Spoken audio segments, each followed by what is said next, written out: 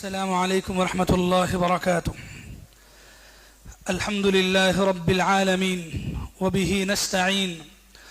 سبحانك لا علم لنا إلا ما علمتنا إنك أنت العليم الحكيم. محترم اسلامی بھائیوں، پردے میں بیٹھی اسلامی ماؤں اور بہنوں، حضرت آدم علیہ السلام کا قصہ ختم ہوتا ہے۔ حضرت آدم علیہ السلام کا قصہ ختم ہونے کے بعد ہمیں ایک بات یہ سمجھنا چاہیے کہ یہاں سے آدم علیہ السلام اور ان کی ذریت، ان کی اولاد جو بعد میں اس دنیا میں پھیلی، ان کا دشمن ابلیس جو پہلے سے بن چکا تھا، اس نے پورے طور پر ارادہ کیا، بلکہ اللہ تعالیٰ کے سامنے اس نے اپنی بات رکھی، لَأُغْوِيَنَّهُمْ أَجْمَعِينَ، کہ میں تیرے بندوں کو گمراہ کر کے چھوڑوں گا۔ اور آدم و حوا کے زمین پر آنے کے بعد ان کی جو نسل پھیلی تو وہ نسل کو گمراہ کرنے میں شیطان یعنی ابلیس لگ گیا، اور اس کی گمراہی، لوگوں کو بھٹکانا، بہکانا، غلط کاموں کی طرف بلانا، گناہوں کی طرف کھینچنا، بری عادتوں میں ڈالنا، یہ اس کا کام برابر جاری رہا۔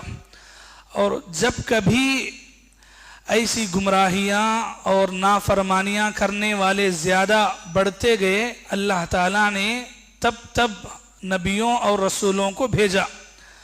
حضرت آدم علیہ السلام کے انتقال کے بعد ان کی ذریت جو بہت زیادہ تھی، بعض پیغمبروں کے نام ملتے ہیں لیکن تاریخ کے اعتبار سے، جیسے حضرت شیس وغیرہ، لیکن قرآن کے ذریعے سے جو نام حضرت آدم علیہ السلام کے بعد نبی کے اعتبار سے ہم کو ملتا ہے، وہ حضرت ادریس علیہ السلام کا ہے۔ تو یہ قرآن کی بات ہے، حضرت آدم علیہ السلام کے بعد نبیوں کی فہرست میں حضرت ادریس علیہ السلام کا نام آتا ہے۔ حضرت ادریس علیہ السلام کی زندگی کیا ہے؟ حضرت ادریس علیہ السلام پیدا ہوتے ہیں مصر شہر کے اندر، آج جو ایجپٹ بولتے ہیں اسی کو پرانے زمانے میں مصر بولتے ہیں۔ مصر میں پیدا ہوئے، ایک روایت کے مطابق بابل بھی ان کی پیدائش کی جگہ بتائی گئی۔ حضرت ادریس علیہ السلام جب پیدا ہوئے تو ان کے گاؤں کے اندر جہاں وہ رہا کرتے تھے، لوگوں کے اندر بہت ساری خرابیاں تھی، لوگ بری عادتوں کے بہت عادی بن گئے تھے۔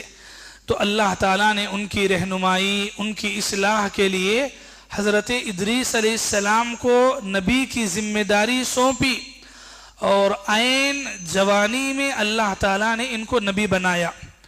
اب حضرت ادریس علیہ السلام نبی ہونے کے اعتبار سے قرآن جب ہم پڑھتے ہیں، قرآن میں حضرت ادریس علیہ السلام کا واقعہ بہت مختصر ہے۔ مختصر کیا، بلکہ صرف نام پر اکتفا کیا گیا۔ پوری قرآن میں صرف 2 جگہ ان کا نام ہم کو ملتا ہے، ایک سورہ مریم میں آیت نمبر 70 پر 5 میں، اور اسی طرح 50 پر 7 میں، اسی طرح سورہ انبیاء میں بھی ان کا ذکر ہے۔ ذکر کیا، ذکر بولے تو پورے لمبے واقعات نہیں ہیں حضرت ادریس علیہ السلام کے۔ میں 2 سورتوں کی آیتیں بھی پڑھ کے سناتا ہوں کہ اللہ تعالیٰ نے ان کا ذکر کیسے کیا۔ سورہ مریم میں اللہ تبارک و تعالیٰ نے ان کا ذکر کیا۔ اللہ نے فرمایا آیت 50 پر 7 میں، وَاذْكُرْ فِي الْكِتَابِ ادریس، اے نبی کتاب میں یعنی قرآن میں جو ذکر آیا ادریس علیہ السلام کا، انہیں بیان کرو۔ انہو کان صدیقا نبیا، یقیناً وہ سچے نبی تھے۔ ورفعناہ مکانا علیا، اور ہم نے انہیں اونچے مقام پر بلند کیا۔ یہ ایک آیت، بس اتنا ہی ختم سورہ مریم میں۔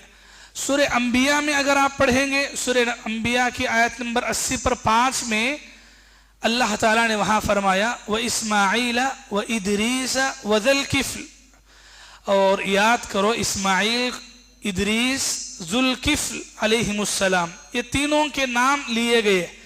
تینوں کا نام لینے کے بعد اللہ نے فرمایا کل من الصابرین، یہ سب کے سب بہت صبر کرنے والے بندے تھے۔ بس یہاں بھی ختم، اتنی ہی آیت۔ تو یہ قرآن کے اعتبار سے حضرت ادریس علیہ السلام کا نام اتنا ہی مختصر طور پر ذکر ہوتا ہے۔ ان کی زندگی کے بارے میں اگر دیکھتے ہیں تو اتنی بات ضرور معلوم ہوتی ہے کہ وہ جہاں نبی بنا کر کے بھیجے گئے، ان کی قوم والوں نے ان کو بہت ستایا، بہت تکلیفیں دی، اور انہوں نے ان تکلیفوں پر صبر کیا۔ یہی وجہ ہے کہ اللہ تعالیٰ نے خاص کر کے صبر کرنے والوں میں یہ پیغمبروں کا نام لیا۔ مشہور جیسے ہے حضرت ایوب علیہ السلام کے بارے میں انہو کان صابرا، حضرت ایوب کے بارے میں قرآن کہتا ہے کہ وہ بڑے صبر کرنے والے بندے تھے۔ تو ویسے ہی ادریس علیہ السلام کے بارے میں صبر کرنا، ذکر کرنا، اس بات کی دلیل ہے کہ ان کی زندگی میں ان کی قوم والوں نے انہیں بہت ستایا۔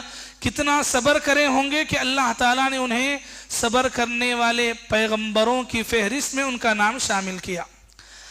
حضرت ادریس علیہ السلام نبی بنائے گئے تو انہوں نے اپنی قوم میں دعوت و تبلیغ کا کام کیا۔ حضرت ادریس علیہ السلام کے بارے میں اگر واقعات دیکھتے ہیں، ہمارے نبی جناب محمد رسول اللہ صلی اللہ علیہ وسلم کا حضرت ادریس علیہ السلام سے ملاقات ثابت ہے۔ کہاں اور کیسے؟ اللہ کے نبی صلی اللہ علیہ وسلم کو جب معراج کرائی گئی تو معراج کی رات اللہ کے نبی مکے سے بیت المقدس یعنی فلسطین گئے، وہاں مسجد اقصی میں تمام پیغمبروں کی امامت کرائی، نماز پڑھائے آپ، اور اس کے بعد آسمانوں پر تشریف لے گئے۔ تو آسمانوں کا جو واقعہ ہے اللہ کے نبی کا، تو حضرت جبرائیل علیہ السلام ہمارے نبی کے ساتھ تھے۔ پہلا آسمان، دوسرا آسمان، ایسے لگاتار ایک ایک آسمان پر جاتے گئے تو ایک ایک پیغمبر سے، یا پھر دوسرے آسمان پر 2 پیغمبروں سے، تیسرے چوتھے سے ایک ایک پیغمبر پہ ملاقات ہوتی ہے۔ تو ایسے چوتھے آسمان پر جب اللہ کے نبی حضرت جبرائیل علیہ السلام کے ساتھ پہنچتے ہیں تو دروازے کی دستک دیتے ہیں جبرائیل علیہ السلام۔ اندر سے آواز آتی ہے، کون ہے؟ کہتے ہیں کہ جبرائیل ہوں۔ اندر سے پوچھا جاتا ہے کہ کیا تمہارے ساتھ کوئی ہے؟ تو حضرت جبرائیل علیہ السلام کہتے ہیں کہ ہاں میرے ساتھ محمد ہے۔ پھر پوچھا جاتا ہے اندر سے کیا انہیں طلب کیا گیا ہے، یعنی کیا ان کو بلایا گیا ہے آسمانوں پہ، بلاوے پر آپ لا رہے ہیں؟ تو حضرت جبرائیل علیہ السلام نے کہا کہ ہاں طلب کیا گیا، اسی لیے میں لا رہا ہوں۔ تو حضرت ادریس علیہ السلام تھے، دروازہ کھولا گیا، حضرت ادریس علیہ السلام اللہ کے نبی کو سلام کرتے ہیں، اللہ کے نبی سلام کا جواب دیتے ہیں، اور اس کے بعد یہ جملہ کہتے ہیں حضرت ادریس علیہ السلام، مرحبا بالنبی الصالح ولی الصالح، کہ یہ جو نیک پیغمبر کا آسمانوں پر آنا مبارک ہو، بھائی کا آنا مبارک ہو، یہ حضرت ادریس علیہ السلام اللہ کے نبی صلی اللہ علیہ وسلم کو کہتے ہیں۔ تو معراج کی رات چوتھے آسمان پر حضرت ادریس علیہ السلام سے اللہ کے نبی کی ملاقات ہوتی ہے۔ تو 7 آسمانوں پر ایک ایک نبی سے ملاقات ہوتی ہے، یہ 7 آسمانوں کی بات نہیں کرنا ہے، بات یہ کہ اللہ کے نبی صلی اللہ علیہ وسلم حضرت ادریس علیہ السلام سے ملاقات کرتے ہیں۔ اب سوچئے، اتنے ہزاروں بلکہ لاکھ سے اوپر کے پیغمبروں، نبیوں میں 7 آسمانوں پر جن چنندہ پیغمبروں کی ملاقات کا شرف اللہ کے نبی صلی اللہ علیہ وسلم نے اپنی ملاقات کے ذریعے سے دیا، وہ تقریباً ایسے پیغمبر ہیں کہ جن کی زندگیوں میں بہت بڑی بڑی قربانیاں ہیں، جن کی زندگی ہمارے لیے ایک بہت بڑی نصیحتوں والی ہے۔ یہی وجہ ہے وہ پیغمبروں سے اللہ کے نبی ملاقات کرتے ہیں. حضرت موسیٰ علیہ السلام، حضرت ادریس علیہ السلام، حضرت یوسف علیہ السلام، حضرت موسیٰ علیہ السلام، تو حضرت یحییٰ علیہ السلام.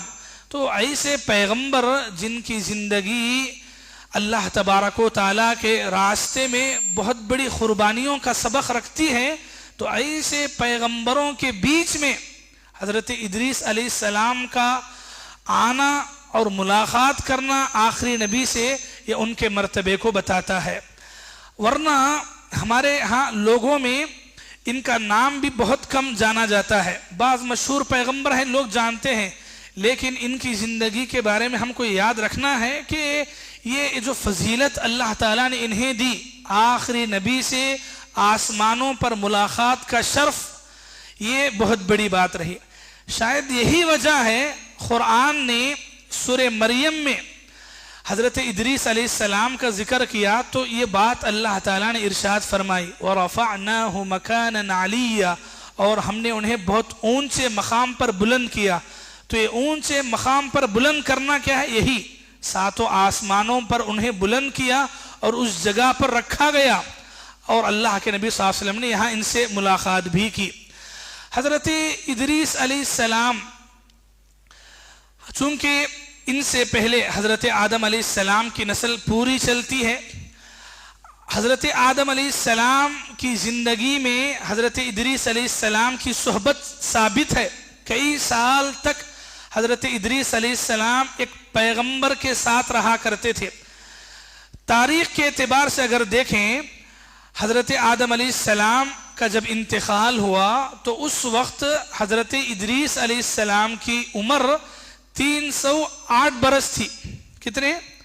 308 برس. تو حضرت ادریس علیہ السلام آدم علیہ السلام کے ساتھ کتنے سال رہے جیسا؟